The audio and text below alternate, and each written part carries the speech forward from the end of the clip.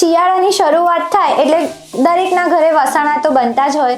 તો બસ આજે અમે તમને એવું જ કંઈક બતાવવાના છીએ અને એના માટે અમે આવી પહોંચ્યા છે ધર્મિષ્ઠા મેમના ત્યાં વડોદરામાં. જે વડોદરા એટલે કહેવાતી હોય છે સંસ્કારી નગરી, પણ મારું માનવું છે કે સેવસર નગરી. નમસ્કાર દર્શક મિત્રો, હું છું શ્વેતા. આપનું હાર્દિક સ્વાગત છે અમારી યુટ્યુબ ચેનલ રસોડુમાં.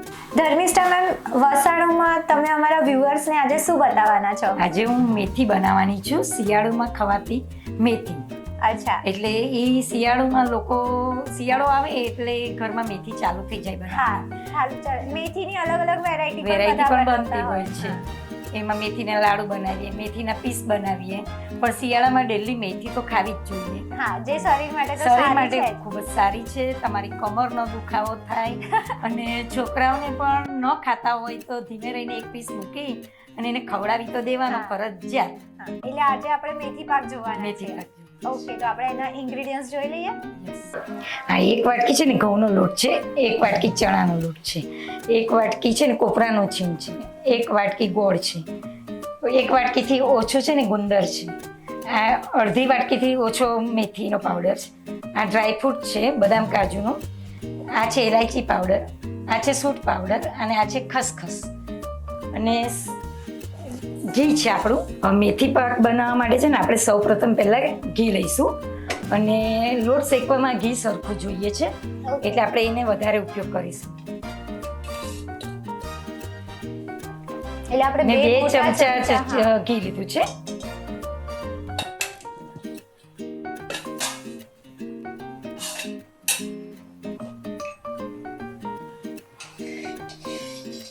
હા, હવે ઘી ગરમ થઈ ગયું છે. આપણે પહેલા ઘઉંનો લોટ શેકીશું.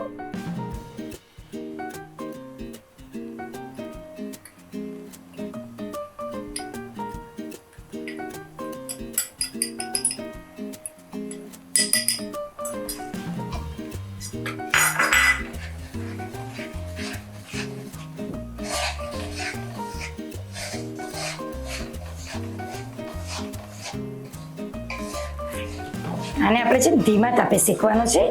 ઓકે. હા, એટલે ગેસ આપણે ધીમો કરી દઈશું. એટલે આપણે કન્ટિન્યુઅસ હલાયા પણ કરવાનું છે. હા, હલાયા જ કરવાનું છે, ગાંઠા ના પડે અને એકદમ ગુલાબી રંગનો શેકવાનો છે. ઓકે.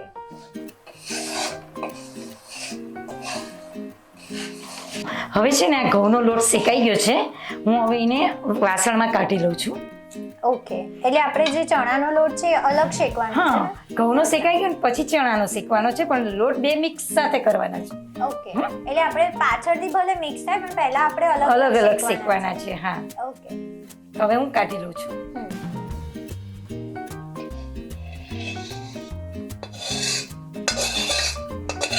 હવે છે ને શ્વેતા આપણે આમાં ઘી મૂકીશું ચણાના લોટ માટે. અને હવે ચણાનો લોટ શેકવાનો છે આપણે. ઓકે.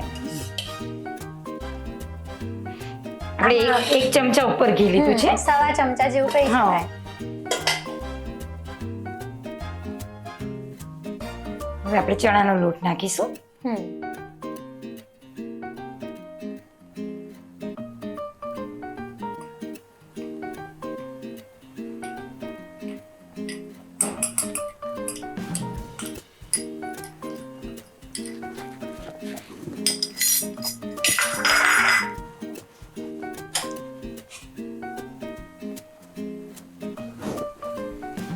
અને આને ધીમા તાપે હવે શેકવાનું છે.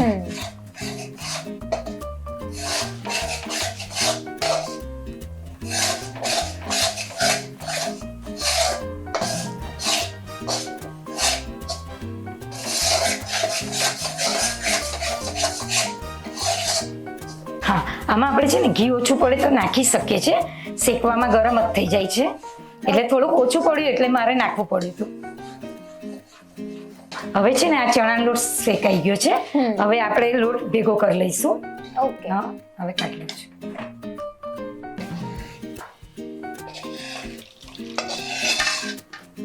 એટલે અલગ અલગ શેકીને પછી આપણે બંને ભેગા કરી દેવાના છે.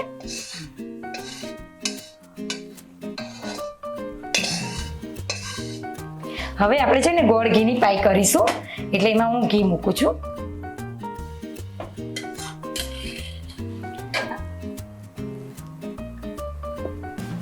આમાં 2 ચમચા જેટલું આપણે ઘી લીધું છે.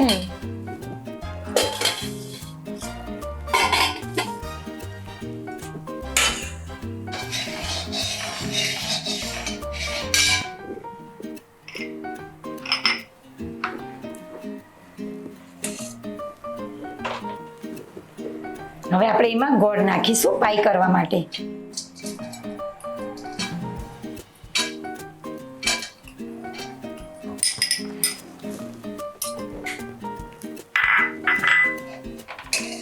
આને પણ આપણે ધીમા તાપે જ ચડાવવાનું. હા, ધીમા તાપે જ કરવાનું છે. અને ગોળ ઉપર આવે ને ત્યાં સુધી એને હલાવવાનું છે. હા, હવે છે ને ગોળ ઓગળી ગયો છે અને ગોળ ફૂલીને ઉપર આવી ગયો છે, એટલે આપણો ગોળ થઈ ગયો છે. હવે આપણે ગોળને કાઢી લઈશું. હવે આપણે આમાં જ નાખી દઈશું. એને પણ મિક્સ આમાં જ હા, આમાં જ કરવાનું મિક્સ છે. કરવાનું છે.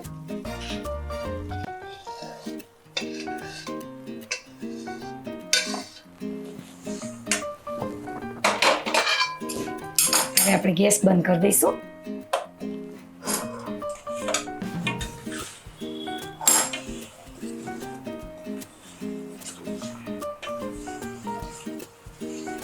હવે આમાં છે ને શ્વેતા આપણે ગુંદર તળીને રાખ્યો છે એ ગુંદર નાખી દઈશું. ઓકે. એટલે હવે આપણે બધું આમાં મિક્સ કરવાનું. બસ હવે આમાં બધું મિક્સ કરવાનું છે. મેઇન આપણું શેકવાનું કામ હતું, શેકાઈ ગયું છે. હવે આપણે આ ટોપરાનું છીણ છે એ આપણે નાખી દઈશું.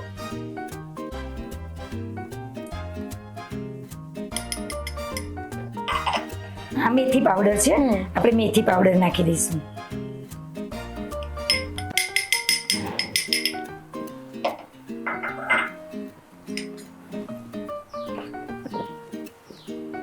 આ સૂંઠ પાવડર છે. સૂટ ગંટોણા તો એવી વસ્તુ છે ને કે વસાણા એના વગર અધૂરું જ લાગે.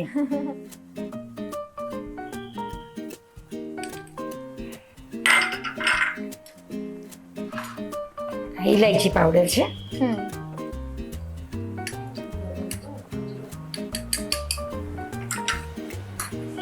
આ ખસખસ છે.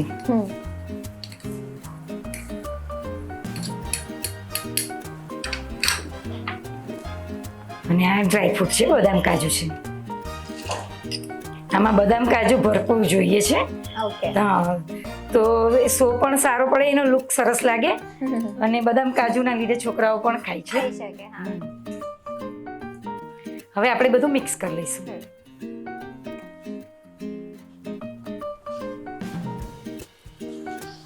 હવે છે ને શ્વેતા આપણે થાળીમાં ઘી લગાવી દઈશું.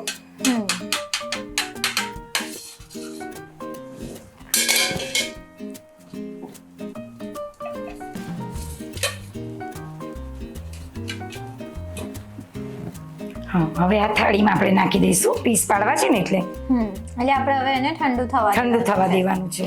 ઓકે.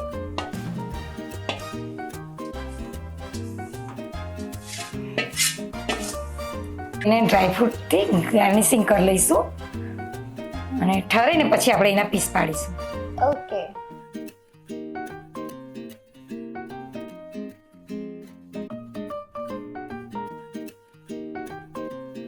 ધર્મિષ્ઠા મેમ, અમારા દર્શક મિત્રોને શિયાળાની જે તમે વસાણાની રેસિપી બતાવી છે એના માટે અમારા ચેનલ તરફથી એક ભેટ અને certificate. Thank you. Welcome ma'am.